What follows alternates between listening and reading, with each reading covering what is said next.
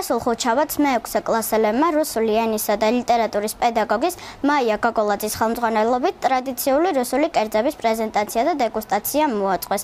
ღია გაკვეთილი ძალიან გემრიელი გამოვიდა. ჩვენი სიუჟეტი. Что потребовалось? Перечисли. Что ты хочешь напишу? А что ты потом сделал? Нагрел хорошенько сковородку. Масло налил или нет? Да.